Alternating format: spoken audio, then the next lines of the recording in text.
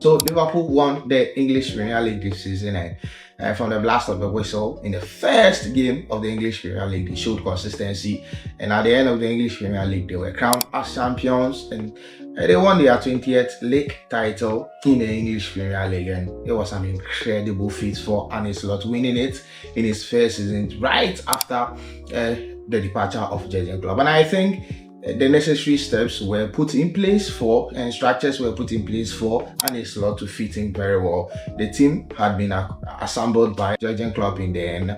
It was necessary for him to flourish, and the atmosphere was conducive for Arne Slot to flourish in there as well. 84 points in the league was enough for Liverpool to win this one. 10 points above Arsenal, who were pleased at second in the league. And Mo Salah also was the top scorer of the competition. He played so well, and he was the top assister of the competition as well. 29 goals scored and also 18 assists. Another exceptional season from Mo Salah. I think Harvey Elliott, talked about Mo Salah in the beginning of the season, and he said that he's ready for Salah 2.0.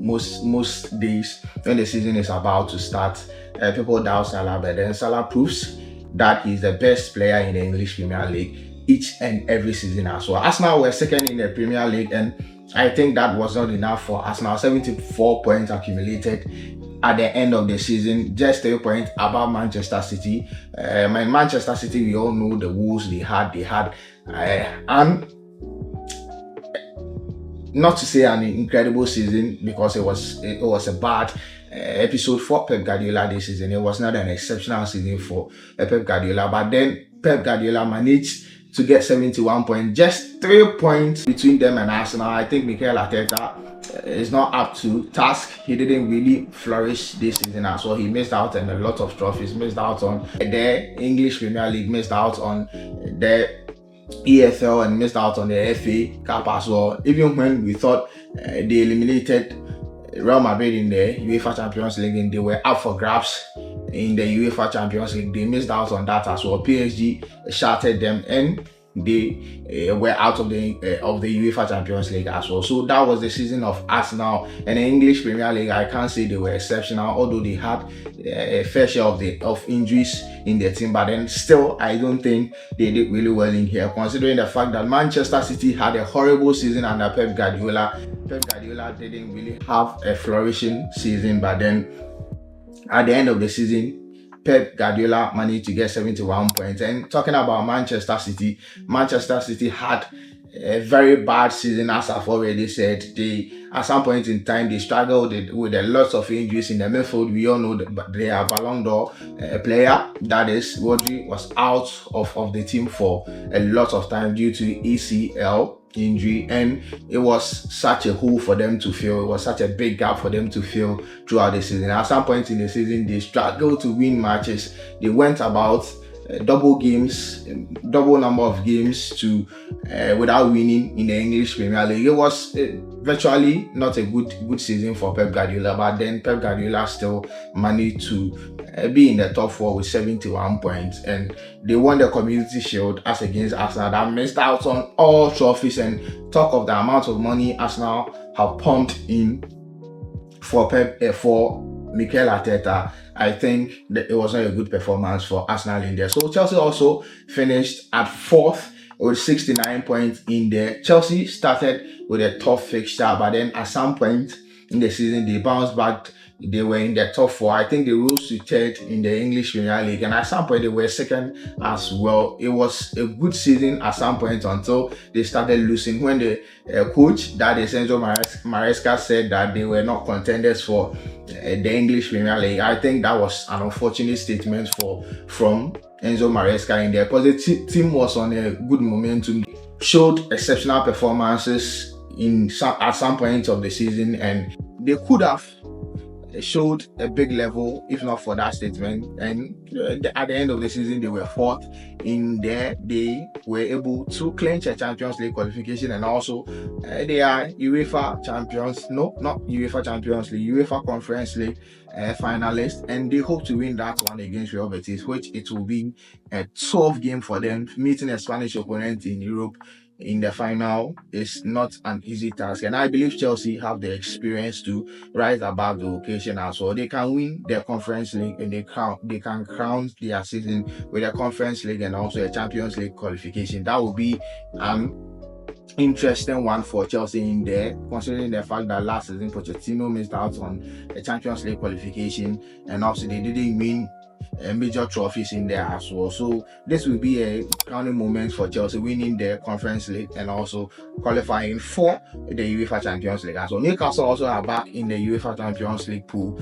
They placed fifth on the league log, and they accumulated 66 points in there after 38 games, and it was a good performance from Newcastle. They won the EFL trophy against Liverpool in there. Liverpool missed out on the EFL trophy against Newcastle. Newcastle played really well in that competition and also qualified for Champions League. This is a step up for Eddie Houseman, and this was also a good one. Aston Villa missed out on the Champions League, but then they landed at sixth, and they accumulated 66 points. Unai Emery also did well in the Champions League. They also played really well, and they went as far as the quarterfinals in the UEFA Champions League. It was a pretty good performance for Aston Villa in there. Nottingham Forest at 7th also had 65 points. They had the opportunity to be in the top 4 at some point, getting to the ending of the league.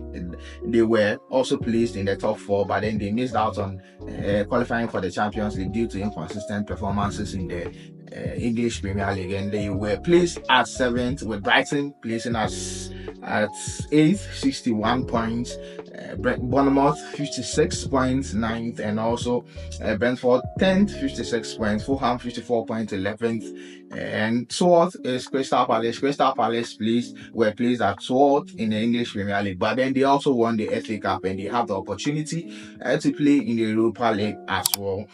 With 53 points accumulated, they are going to play in the Europa League next season, and it's such an interesting one for Crystal Palace in here as well. Everton also had 48 points, 13th in there, with West Ham 14th with 43 points. Manchester United 15th, and Ruben Amorim didn't really give us an exceptional performance, an exceptional role in the English Premier League, but then in the UEFA Europa League they rose to the finals of the competition, but they missed out on the trophy, and Tottenham won. Tottenham happened and they won the trophy, and it was a beautiful one for Tottenham to win this one. But then Manchester United also played really well in that competition, but with the English Premier League it was not the same story.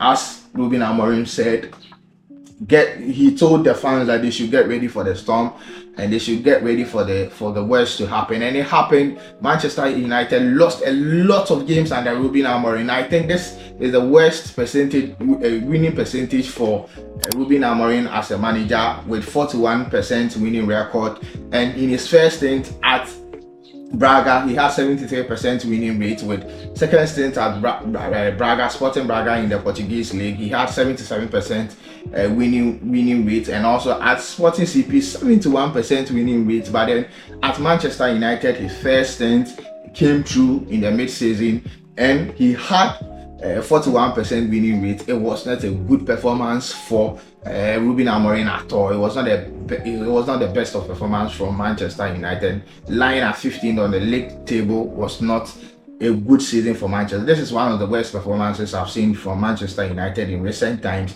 With 38 games, they accumulated only 42 points, right below West Ham United in there as well. It was not an exceptional performance. They also had their fair share of injuries, and also players moving in and out, players not staying fit, players not being consistent with their performances. The coach also had some issues with the players, talk of Rashford and all of that. But then at the end of the season, he said that the storm is over, and the person who sang "The Storm is Over" is in prison now. I think the storm is not over for R. Kelly in there. But then, hey, that is just on the lighter note. Ruben Amorim says that the storm is over. He has promised the Manchester United fans that the storm is over. Get ready for a good performance. Let's hope they buy players good enough to fit the team and fit the system of the coach to grind results for Manchester United as well. So 16th was Wolverhampton Wanderers, also 42 points. and Tottenham Hotspurs also lie at 17th, but then they managed to win the Europa and they have qualified for UEFA Champions League next season. Ange Postecoglou promised and he delivered. He said that in his second season, mostly he wins trophies. He said it and he did it. He won the Europa League at the end of the season, but then was at 17th. It was not a good performance in the league at all. After 38 games, he had 38 points, 1 point accumulated in each game. You can also argue that he had a lot of injuries in the team, because the striker signing Solanke had inconsistent performances due to injuries, and Son Heung-min, who has been an exceptional player for the team, also struggled with injuries as well.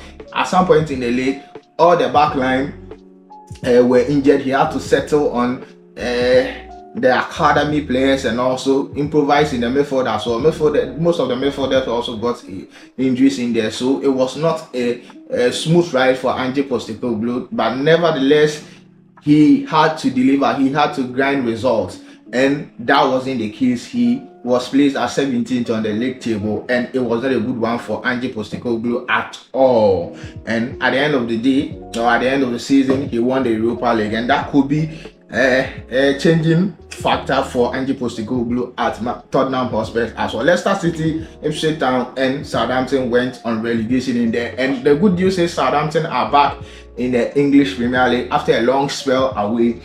Sorry, not Southampton, Sunderland are back in the English Premier League after a long spell away. It's an incredible one for Sunderland to be back in the English Premier League as well. So that is it for your English Premier League table and at the end of the season as well. Thank you for sticking with me through this one. My name has always been Anderson. Don't forget to subscribe and hit the notification bell to get bits and bits of amazing news, analysis, and reaction on this channel. Stay safe and bye bye.